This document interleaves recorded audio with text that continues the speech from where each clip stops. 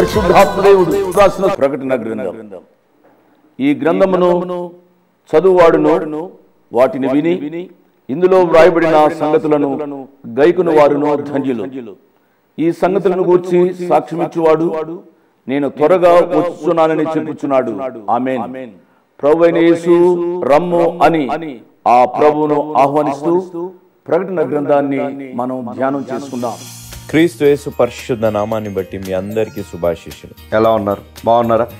మానవుని జీవితంలో భయము అనేది ఎంతో ప్రాముఖ్యమైన పోషిస్తూ ఉంటుంది. మన జీవితాల్లో ఆ భయము తొలగిపోవాలంటే క్రీస్తు ప్రేమతోనే మనం నింపబడాలి.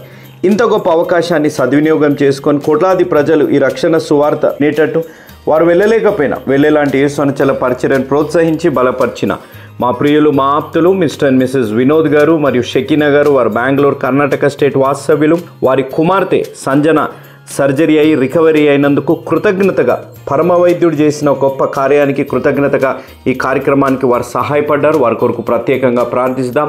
కృపా సత్య సంపూర్ణుడైన దేవ, జీవం కలిగిన మా దేవ, వినోద్ గారిని షకీనా గారిని మీ పాదాల దగ్గరికి తీసుకొని వస్తున్నాం తండ్రి. వారి జీవితాల్లో వారి కుమార్తెని ప్రవ్వా మీరు స్వస్థపరిచే యెహోవాను నేనే అన్న రీతిలో ఆ బిడ్డను మీరు స్వస్థపరిచినందుకు మీకు స్తుతులు, స్తోత్రాలు. ప్రవ్వా వారు మీరు చేసిన మేలుని మరవకుండా ఈరోజు కోట్లాది ప్రజలు స్వస్థపరిచే దేవుడు కలిగిన దేవుడు అనే ఆత్మీయ సత్యాన్ని సర్వలోకం తెలుసుకునేటట్టు వారు వెళ్ళలేకపోయినా వెళ్ళేలాంటి పరిచయం ప్రోత్సహించి బలపరిచిన ఈ కుటుంబం వినోద్ గారిని, షకీనా గారిని దైవ మీరు నిండుగా మెండుగా దీవించండి. వారి కుమార్తె సంజన గారికి సంపూర్ణ స్వస్థత ఆరోగ్యాన్ని దయచేయండి. అదేవిధంగా మరొక కుమార్తె జెసికాను గురిని దీవించి ఆశీర్వదించండి. వినోద్ గారి తల్లిదండ్రులు అనిల్ కుమార్ గారు, మరియమ్మ గారికి మంచి ఆరోగ్యం కొరకే వినోద్ గారి సహోదరుడు కోటీశ్వరరావు గారు మరియు తన భార్య సలోమి గారు, వారిద్దరు బిడ్డలు ఝాన్సీ రాణి గారు మరియు జాన్ పాల్ గారు చదువులు ఆరోగ్యాల కొరకే ఈ కుటుంబం అంతా దేవుడికి మహిమార్థంగా ఉండులాగున దేవుడు ఎల్లప్పుడూ తోడై ఉండులాగున ప్రత్యేకంగా ప్రార్థించమన్నారు.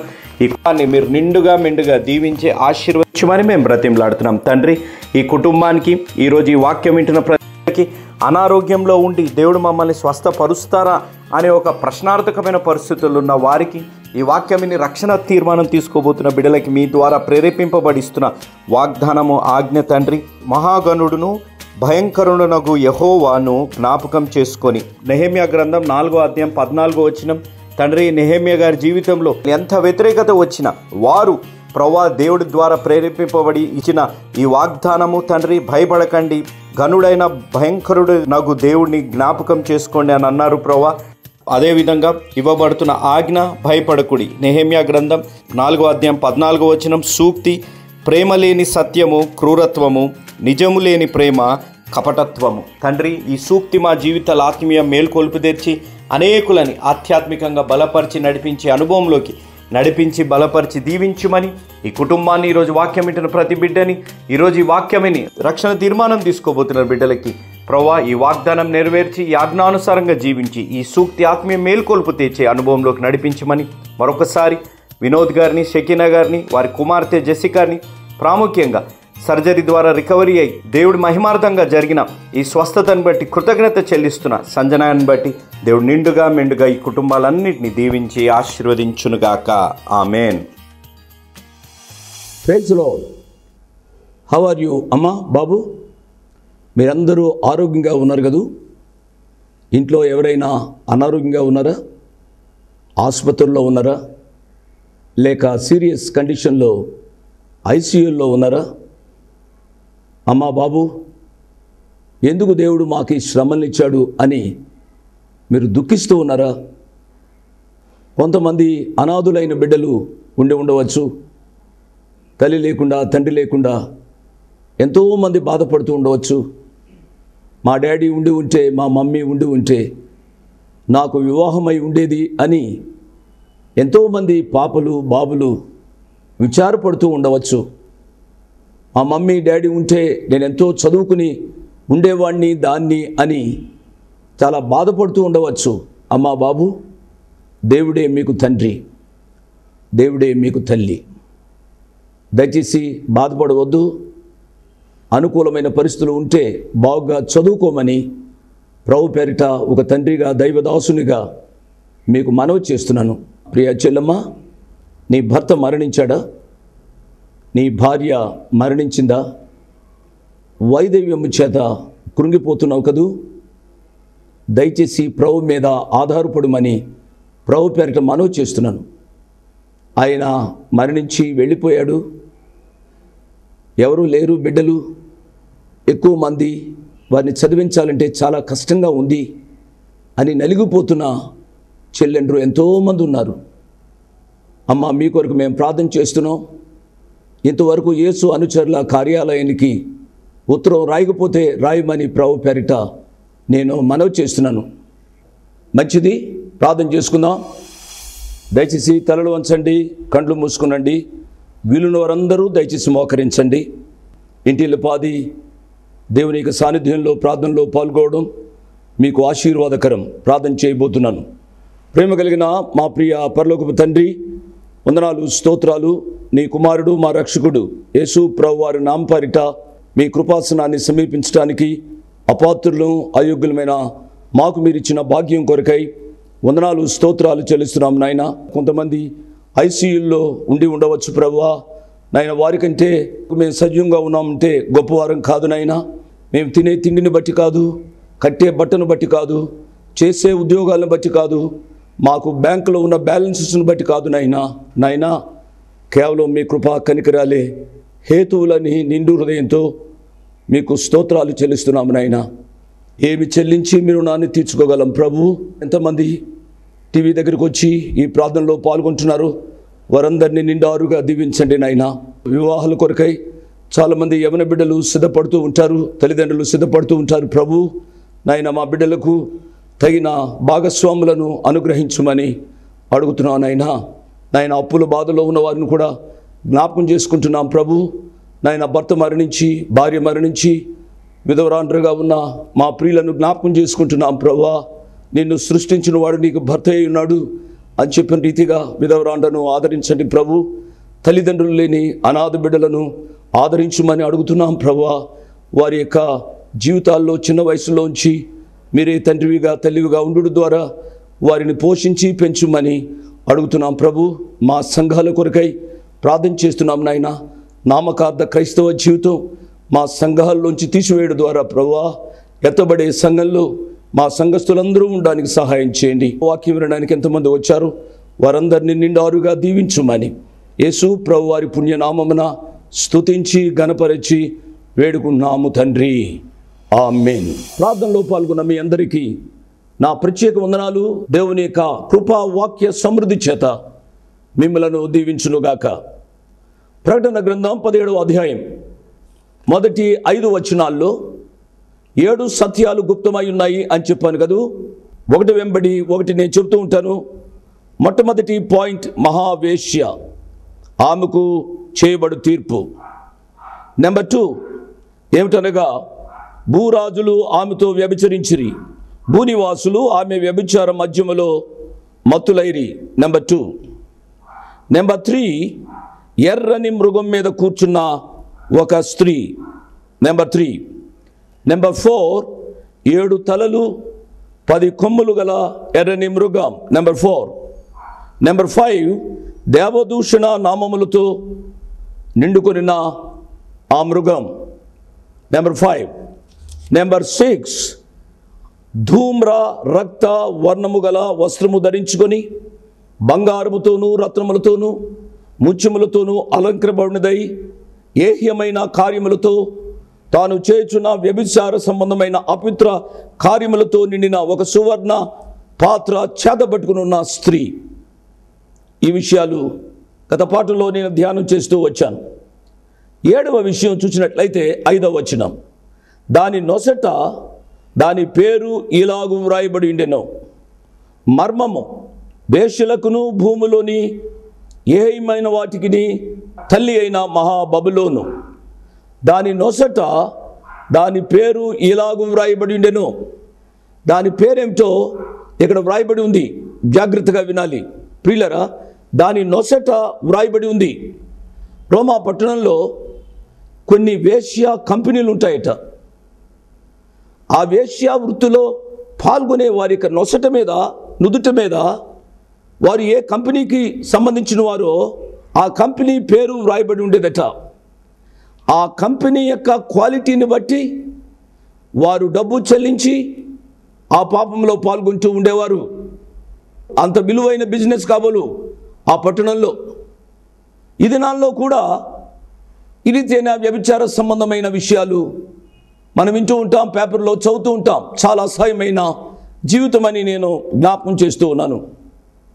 దీని నొసట వ్రాయబడి ఉంది. ఈ వేశ్య నొసట ఏమి వ్రాయబడి ఉంది అనగా మర్మము. వేశ్యలకును భూమిలోని ఏమైన వాటికి తల్లి అయిన మహాబబులోను. జాగ్రత్తగా వినాలి. మర్మము అని వ్రాయబడి ఉంది. మర్మము అనే మాట మనము ఆలోచిస్తున్నప్పుడు పాత నిబంధనలో రహస్యంగా ఉండి క్రొత్త నిబంధనలో తేటతెల్లము చేయబడిన దానిని మర్మము అన్నాడు పౌలు గారు. ఈ మర్మము ఏమిటి అనగా పౌలు గారు వ్రాసిన ఎఫెసీయులకు వ్రాసిన పత్రిక 3వ అధ్యాయం 3వ వచనం ఎట్లనగా, క్రీస్తు మర్మము దేవదర్శనము వలన నాకు తెలియపరచబడినదను సంగతిని గూర్చి మునుపు సంక్షేమముగా వ్రాసితిని. ఆ మర్మము ఏమిటి అనగా, దయచేసి 6వ వచనం చూడండి.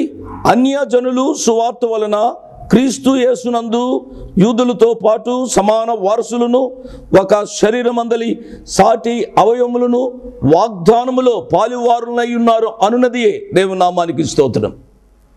మనము అన్యజనులమైనప్పటికీ కూడా యేసు ప్రభు వారి యొక్క రక్తము, మరణము, పునరుద్ధానం ద్వారా యూదులతో సమాన వారసులుగా చేసిన ఆయన యొక్క కృప ఒక మర్మయుక్తమైనది అని గ్రహించాలి అని ప్రభు పక్షంగా నేను మనవి చేస్తున్నాను.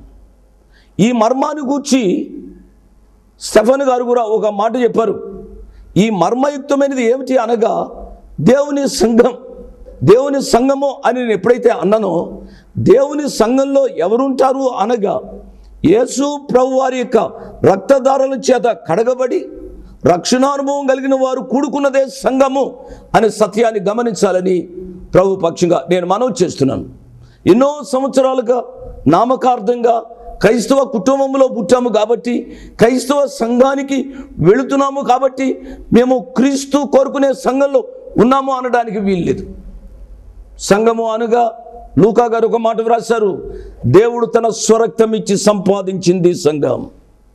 యేసు ప్రభు వారి యొక్క రక్తధారల చేత శుద్ధీకరింపబడిన వారే, యేసు రక్తము చేత శుద్ధీకరింపబడిన వారు కూడుకునేదే సంఘము అనే సత్యాన్ని గమనించాలి అని ప్రభు పక్షంగా నేను మనవి చేస్తున్నాను. ఇది మర్మయుక్తమైనది ఈ సంఘం. ఈ సంఘంలో ప్రియులరా ఎవరు ఉండాలి అనగా యేసు ప్రభునందలి విశ్వాసులే ఈ సంఘంలో ఉంటారు. ఈ సంఘంలో అనగా దేవుడు ఎత్తుకుని పోయే దేవుని కుమారుడైన యేసు ప్రభు వారు మధ్యాకాశంలోనికి వచ్చినప్పుడు ఎత్తబడే సంఘంలో ఎవరుంటారు అనగా, దయచేసిన మాట వినాలి, సంఘంలో ఐక్యత కలిగిన వారు ఉంటారు, సంఘంలో పరిశుద్ధమైన జీవితం కలిగిన వారు ఉంటారు, సంఘంలో విధేయత కలిగిన వారు ఉంటారు, అనగా వాక్యానికి విధేయత కలిగిన వారు ఉంటారు. దేవుడు కోరుకునే సంఘంలో ఐక్యత ఉండాలి. దేవుడు కోరుకునే సంఘంలో పరిశుద్ధత ఉండాలి. దేవుడు కోరుకునే సంఘంలో విధేయత ఉండాలి. ఐక్యత, పరిశుద్ధత, విధేయత ఏ సంఘంలో ఉంటుందో అదే నిజమైన సంఘము అనే విషయాన్ని నేను జ్ఞాపకం చేస్తున్నాను. దాని నొసట మర్మము అని వ్రాయబడింది అని చదివాం కదూ. ఈ మర్మము ఏమిటి? ఈ మర్మం ఏమిటో అక్కడే వ్రాశాడు యోహాను భక్తుడు. వేశ్యలకును భూమిలోని ఏహ్యమైన వాటికి తల్లి అయిన మహాబబులోను. ఈ మర్మము ఏమిటి అనగా పౌలు గారు చెప్పారు. జాగ్రత్తగా వినండి, నేను కూడా చెప్పాను. బైబిల్లో మర్మములను గూర్చి ఎన్నిసార్లు వ్రాయబడిందో నేను సవిస్తరంగా చెప్పాను ఈ ప్రకటన గ్రంథ ధ్యానంలోనే. మీలో కొంతమంది వ్రాసుకుని ఉండి ఉంటారు, తప్పనిసరిగా మరి ఒకసారి రిఫర్ చేయండి. పాత నిబంధనలో తెలియచేయబడింది, క్రొత్త నిబంధనలో తెలియజేయబడినది మర్మము. ఆ మర్మము ఏమిటి అనగా దేవుని సంఘం. దేవుని సంఘము ఏమిటి అనగా దేవుడు తన స్వరక్తం ఇచ్చి సంపాదించింది దేవుని సంఘం. అనగా దేవుని కుమారుని యేసు ప్రభువారు చిందించిన రక్తధారల ద్వారా శుద్ధీకరించబడిన వారు కూడుకునేది సంఘము అనే విషయాన్ని జ్ఞాపకం చేస్తున్నాను. ఈ సంఘము విశ్వాసుల సంఘం. ఈ సంఘము పిల్లర ఆచారయుక్తంగా, అలవాటు పూర్వకంగా కూడుకొని ప్రభువుని ఆరాధించడానికి అవకాశం ఉంది. ఇటువంటి వ్యక్తులు కూడుకునే సంఘాన్ని నామకార్థ క్రైస్తవ సంఘము అని అంటారు అనే సత్యాన్ని మీ హృదయాలలో జాగ్రత్తగా పదిలిపరుచుకోవాలి. సంఘము విశ్వాసుల సంఘం, సంఘము నామకార్థ సంఘం. విశ్వాసుల సంఘంలో 3 ప్రాముఖ్యమైన విషయాలు ఉండాలి. నేను ఈ విషయాలు పదే పదే నేను చెప్తూ వచ్చాను. దేవుని బిడ్డలు కూడుకునే సంఘంలో ఐక్యత ఉండాలి. దేవుని బిడ్డలు కూడుకునే సంఘంలో పరిశుద్ధత ఉండాలి. దేవుని బిడ్డలు కూడుకునే సంఘంలో విధేయత ఉండాలి. మన సంఘాలలో ఐక్యత ఉందా? వాక్యం వింటున్నా ప్రియ సంఘస్థులారా, మీరు వెళ్తున్న సంఘంలో ఐక్యత ఉందా? పైకి ఆరాధన జరుగుతున్నంతసేపు లేక ప్రసంగం చేస్తున్నంతసేపు ఐక్యంగా కనపడుతున్నాం. ఎంత విచారకరమైన సంగతి అండి.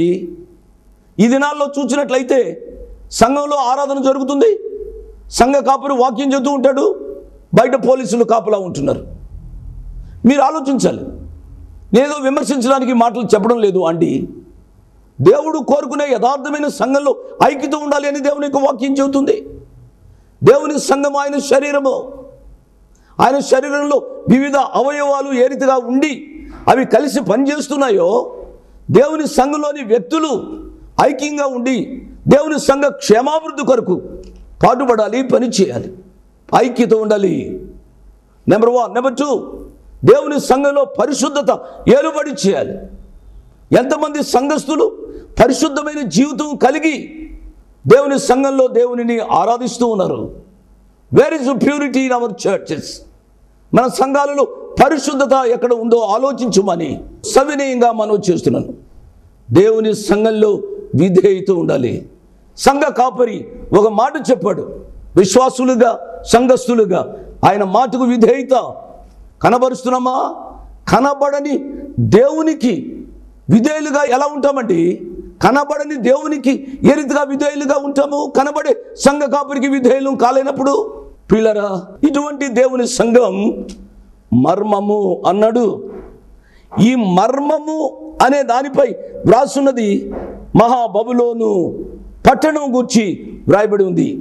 ఇదే వేశ్య సంఘం, ఇదే నామకార్థ సంఘం, వేషధారణ సంఘము అనే విషయాన్ని జ్ఞాపకం చేస్తున్నాను.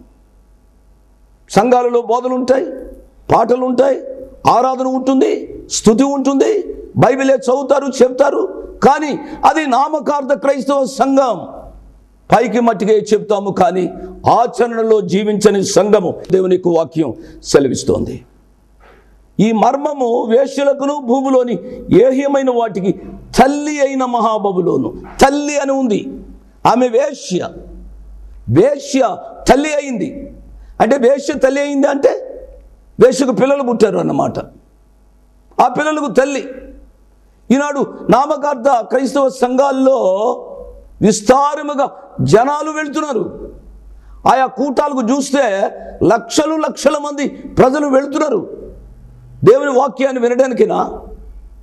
మీరు ఆలోచించాలి. ఏమైనా కూటాలు జరుగుతూ ఉంటే ప్రియులరా, ఎంత విచారకరమైన సంగతి అండి. కూటాలకు వెళ్ళాలి అని అంటే కొన్ని మైళ్ళు నడిచి వెళ్ళేవాళ్ళం, కొన్ని మైళ్ళు సైకిల్ మీద వెళ్ళేవాళ్ళం. ఈనాడు కూటాలకు వెళ్ళాలి, కూటాలకు మనుషులు హాజరు కావాలి అని అంటే లారీలు పంపవలసి వస్తుంది, కార్లు పంపవలసి వస్తుంది, వారికి భోజనాలు పెట్టవలసి వస్తుంది. ఎంత విచారకరమైన పరిణామం ఈనాడు సంఘాలలో ఏలుబడి చేస్తుంది. వాటికి తల్లి అయిన మహాబబులోను. ఈ మహాబబులోను గురించి నేను జ్ఞాపకం చేస్తాను అండి. దయచేసి మీరు జాగ్రత్తగా వినాలని ప్రభు పక్షంగా నేను మనవి చేస్తున్నా. 6వ వచనంలోనికి వస్తున్నాను. 6వ వచనం, మరియు ఆ స్త్రీ పరిశుద్ధుల రక్తము చేతను యేసు యొక్క హతసాక్షుల రక్తము చేతను మత్తిల్లియుండుట చూచితిని. యోహాను గారు చూచారట. ఏమి చూచారు? ఈ వేశ్య పరిశుద్ధుల రక్తము చేత, యేసు ప్రభు వారి యొక్క హతసాక్షుల రక్తం చేత, వారి రక్తం తాగి తాగి తాగి మత్తిల్లిపోయిందట. ఎంత విచారకరమైన సంగతి అండి. పరిశుద్ధుల రక్తము అని అనగా పాత నిబంధన భక్తుల యొక్క రక్తం. యేసు యొక్క హతసాక్షుల రక్తము అనగా క్రొత్త నిబంధన సంఘంలో జరిగిన హత్యాకాండ మనం చూస్తున్నాం కదూ. కొన్ని దేశాల్లో దేవునిని నమ్ముకున్నాము, యేసు ప్రభు నమ్ముకున్నాము అని అంటే ఎన్ని హింసలు వారు పడవలసి వస్తుందో. ప్రభువు కొరకు హతసాక్షులుగా జీవించిన వారు ధన్యులు. ఆ హతసాక్షుల రక్తం చేత మత్తిల్లు ఉందట ఈ స్త్రీ, ఈ వేశ్య సంఘం. నేను చూచాను ఈ మహా బబులోను, నేను చూచాను అంటున్నాడు ఈయన యోహాను గారు. ఇంకేం రాస్తున్నాడు అనగా, నేను దాన్ని చూచి బహుగా ఆశ్చర్యపడగా. నేను ఆశ్చర్యపోయాను అనే మాట మొట్టమొదటిసారిగా యోహాను గారు ఇక్కడ వ్రాశారు. మీరు గమనించాలి. అందుకనే జాగ్రత్తగా వచనం వెంబడి వచనాన్ని నేను చెబుతున్నప్పుడు మీరు విని మీ హృదయాల్లో పదిలపరుచుకోవాలని మనం చేస్తున్నాను. ఆ దూత నాతో ఇట్లా, నేను నీవేళ ఆశ్చర్యపడుతువి, నీవు ఆశ్చర్యపడవద్దు, ప్రతి విషయాన్ని నేను సవిస్తరంగా నీకు చెప్తాను అని యోహాను గారికి చెబుతున్నాడు. దయచేసి జాగ్రత్తగా వింటున్నారు కదూ. ఈ స్త్రీని గూర్చిన మర్మమును, 7 తలలను 10 కొమ్ములను కలిగి దాని మోయిచున్న క్రూర మృగమును గూర్చిన మర్మమును నేను నీకు తెలిపెదను. మర్మము అనే విషయాలు నేను చెప్పాను కదూ. ఈ స్త్రీని గూర్చిన మర్మం, ఈ స్త్రీ ఎవరు అనగా వేశ్య సంఘం, నామకార్థ సంఘం. ఈ క్రూర మృగమును గూర్చిన మర్మం, ఈ క్రూర మృగము ఎవరు అనగా క్రీస్తు విరోధి. మీరు జాగ్రత్తగా ఇవన్నీ నోట్ చేసుకోవాలి. నేను మనవి చేస్తున్నాను, 8వ వచనాన్ని చదువుతున్నాను. నీవు చూచిన ఆ మృగము ఉండెను గాని ఇప్పుడు లేదు, అయితే అది అగాధ జలముల్లో నుండి పైకి వచ్చుటకును నాశనమునకు పోటుకను సిద్ధముగా ఉన్నది. భూనివాసులలో జగదుత్పత్తి మొదలుకొని జీవగ్రంథమందు ఎవరి పేరు వ్రాయబడలేదో వారు ఆ మృగముండెను కానీ ఇప్పుడు లేదు, అయితే ముందుకు వచ్చునన్న సంగతి తెలుసుకొని ఆశ్చర్యపడుదురు. ఇది చాలా క్లిష్టమైన వాక్యం. వివిధ వ్యాఖ్యానకర్తలు వివిధ అభిప్రాయాలు వ్రాశారు.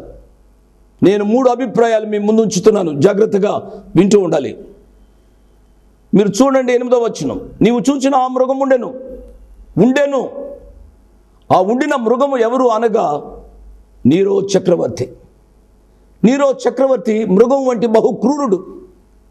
క్రూరత్వంలో ఆనాటి విశ్వాసులను ఎంతో హింసించినవాడు, యోహానుకు పూర్వము నీరో చక్రవర్తి ఉన్నాడు. యోహాను గారి కాలంలో నీరో చక్రవర్తి లేడు. నీవు చూచిన ఆ మృగము ఉండెను కానీ ఇప్పుడు లేదు అనగా నీరో చక్రవర్తి లేడు అనే విషయాన్ని గమనించాలి. అయితే అది అగాధ జలములో నుండి పైకి వచ్చుటకును నాశనమునకు పోవుటకును సిద్ధముగా ఉన్నది. అగాధ జలముల్లో నుంచి వాడు మరలా పైకి వస్తాడు అనగా నీరో చక్రవర్తి వంటి క్రూరుడు మరలా వస్తాడు అనేది ఒక అర్థము అనే విషయాన్ని నేను జ్ఞాపకం చేస్తున్నాను. ఒక తలంపు. 2వ తలంపు ఏమిటి అనగా, నీవు చూచిన ఆ మృగముండెను కానీ ఇప్పుడు లేదు అనగా నీవు చూచిన ఆ మృగము గ్రీకు సామ్రాజ్యము. అది ఇంతకు ముందు ఉంది, దానిని పరిపాలించున్నవాడు ఇప్పుడు లేడు, అతడు పాతాళంలో ఉన్నాడు. ఒకానొక రోజు వస్తుంది, అతడు మరలా బయటకు వస్తాడు అనే విషయాన్ని జ్ఞాపకం చేస్తున్నాను. ఇదేమిటి జోషి గారు, సామ్రాజ్యం అన్నారు, అతడు అన్నారు, సామ్రాజ్యాన్ని అతడనవచ్చా అని మీలో కొంతమంది అడగడానికి అవకాశం ఉంది. సామ్రాజ్యము అని అంటే సామ్రాజ్యము ఎరితిగా పాతాళంలో ఉంటుంది అని మీరు అనుకుంటున్నారు కదూ ప్రియులారా. ఈ సామ్రాజ్య నేత ఆ కాలంలో అలెగ్జాండర్ తదుపరి ఆ గ్రీకు సామ్రాజ్యము 4 భాగాలుగా విభాగించబడింది. అందులో ఆ ఉత్తర భాగం ఒక రాజు యొక్క చేతుల్లోనికి వెళ్ళింది. అతడు బహు క్రూరుడుగా ఉన్నట్లుగా మనం చూస్తాం. అతని పేరేమిటి అనగా యాంటీయోకస్ ఎపిఫెనస్. ఇతడే రాబోవు యాంటీ క్రైస్ట్, క్రీస్తు విరోధికి ముంగుర్తు లేక ముందూత అనే విషయాన్ని జ్ఞాపకం చేస్తున్నాను. 3వ తలంపు, దయచేసి తలంపు చెప్పి నేను ముగిస్తాను. ఆ మృగం ఉండెను కానీ ఇప్పుడు లేదు, అది అగాధ జలంలోంచి పైకి వస్తుంది. నువ్వు చూచిన ఆ మృగముండెను అనేది పాత రోమా సామ్రాజ్యం. ఆ పాత రోమా సామ్రాజ్యం ఇప్పుడు లేదు అనగా అది నాశనమైపోయింది. ఇది నాశనమైపోయింది, మరలా రివైవ్ అయ్యి ప్రియులారా అది మరలా రాబోతుంది అనే సత్యాన్ని మీరు అర్థం చేసుకునే వాళ్ళని ప్రభు పేరు నేను మనవి చేస్తున్నాను. బిఫోర్ మై కంక్లూషన్, నేను ముగించడానికి ముందుగా చెప్పేది ఏమిటనగా, నీవు చూచిన మృగముండెను, మొదటి తలంపు నీరో చక్రవర్తి. నీవు చూచిన మృగముండెను గ్రీకు సామ్రాజ్యం. నీవు చూచిన మృగముండెను రోమా సామ్రాజ్యం. నీవు చూచిన మృగముండెను కానీ ఇప్పుడు లేదు. యోహాను గారి కాలంలో నీరో చక్రవర్తి లేడు ప్రియులారా. యోహాను గారి కాలంలో గ్రీకు సామ్రాజ్యం లేదు. యోహాను గారి కాలంలో మీరు ఆలోచించాలి, పాత రోమా సామ్రాజ్యం లేదు. మరలా అది తిరిగి వస్తుంది అనే సత్యాన్ని మీరు అర్థం చేసుకోవాలి. ఏమిటి అనగా, రోమా సామ్రాజ్యము మరలా రివైవ్ అయి దశరాజ్య కూటమిగా 10 నేషన్స్ ఫెడరేషన్ మరలా వస్తోంది. దాని గురించి మీరు బాగా ఆలోచించాలని ప్రభు పక్షంగా నేను మనవి చేస్తున్నా. ఏదేమైనప్పటికీ కూడా భూనివాసులలో జగత్ ఉత్పత్తి మొదలుకొని జీవ గ్రంథమందు ఎవరి పేరు వ్రాయబడలేదో వారు ఈ విషయాలు చూచి ఆశ్చర్యపోతారు. నేను ముగిస్తున్నాను. ఇంతవరకు వాక్యం విన్న నా ప్రియ తమ్ముడు, నా ప్రియ చెల్లి, నీ పేరు జీవ గ్రంథములో ఉందా లేదా? నీ పేరు జీవ గ్రంథములో ఉంటే దేవుని నామానికి స్తోత్రం. నిత్యము యేసు ప్రభు వారితో ఉంటావు. ఏ కారణము చేతనైనా నీ పేరు ఆ జీవ గ్రంథమందు లేకపోతే ఈ 7 ఏళ్ల మహాశ్రమలో నువ్వు వెళ్ళవలసి వస్తుంది. ఇటువంటి దుష్ట సంప్రదాయం కలిగిన విషయాలు నువ్వు చూడవలసి వస్తుంది. నువ్వు అటువంటివి చూడకుండా ఉండాలి అనగా నేను ముగిస్తున్నాను. ఇదే అనుకూల సమయం, ఇదే రక్షణ దినం. నీవు పాపని గ్రహించి, నేను పాపిని ప్రభువా నన్ను క్షమించి నా హృదయంలోనికి మీరు రమ్మని ఆ ప్రభు వారిని హృదయంలోనికి ఆహ్వానించుమని ప్రభు పేరిట నేను మనవి చేస్తున్నాను. వాక్యం విన్న ప్రతి బిడ్డడు మారు మనసు పొందని వారు అటువంటి తీర్మానంలోనికి నడిపించబడుదురుగాక. ఆమేన్. Praise the Lord. మీ ముందుకు రావడానికి ఒక ప్రాముఖ్యమైన కారణం, మేము ఈ టీవీ పరిచర్యని ఎందుకు ప్రారంభించాం, ప్రాముఖ్యంగా తండ్రి అయిన నాన్నగారు, కీర్తిశేషులైన నాన్నగారు జోష్ అన్న గారు ఎందుకు ప్రారంభించారు అనేది వారి మాటల్లోనే విందాం. ఈ కార్యక్రమాన్ని నిర్వహించడానికి నేను ఎంతో ధైర్యం చేశాను అనే విషయాన్ని జ్ఞాపకం చేస్తున్నాను. డబ్బుండి కార్యక్రమాన్ని ప్రారంభించలేదు. నన్ను రక్షించి ఇంతవరకు పిలిచిన ప్రభు ఉన్నారు అని, తదుపరి విశ్వాసులైన మీరు ఉన్నారు అనే ధైర్యంతో ఈ కార్యక్రమాన్ని కొనసాగిస్తున్నాం. విన్నారు కదా, నాన్నగారు ఏ ధైర్యమైతే వారు చేసి టీవీ కార్యక్రమాలని ప్రారంభించారు. మన రక్షకుడైన యేసు ఉన్నారని, విశ్వాసులైన మీరు ఉన్నారనే ధైర్యంతోనే ఈ టీవీ కార్యక్రమాలని మేము కొనసాగిస్తున్నాం గత సంవత్సరాలుగా. ఇక ముందు కూడా మేము కొనసాగించాలి అని అంటే మీలో విశ్వాసులైన మీరు, ప్రేరేపింపబడ్డవారు మీరు, వచనం వెంబడి వచ్చిన ధ్యానాలు జోషన్న గారివి, పాయింట్ వైజ్ ధ్యానాలు జాన్ స్పర్జన్ గారివి, హీరోస్ ఆఫ్ ది బైబిల్ అనే సిరీస్ ధ్యానాలు భక్త్ సింగ్ నావి కొనసాగేటట్టు మీరు ప్రేరేపింపబడితే, మీరు సహాయం చేసి మీరు నేరుగా నాతోని మాట్లాడవచ్చు. నాతో మాట్లాడి మాకు సహాయం చేయాలనేది నా మనవి. కాబట్టి మీరందరూ ఏ భారమైతే, సేవా భారమైతే నాన్నగారు గత 40 సంవత్సరాలుగా ముందుకు కొనసాగించారు, ఇప్పుడు యవనస్తులమైన మా అన్నగారు జాన్ స్పర్జన్ గారు మాపై ఉంది. కాబట్టి మీరు కూడా ఏ విధంగా నాన్నగారిని అయితే ప్రోత్సహించారు, నాన్నగారిని ఆదరించారు, మమ్మల్ని కూడా ఆ విధంగానే ప్రోత్సహించి ఆదరిస్తారని నమ్ముచు సెలవు తీసుకుంటున్నాను. దేవుడు మిమ్మల్ని దీవించి ఆశీర్వదించునుగాక. ఆమేన్.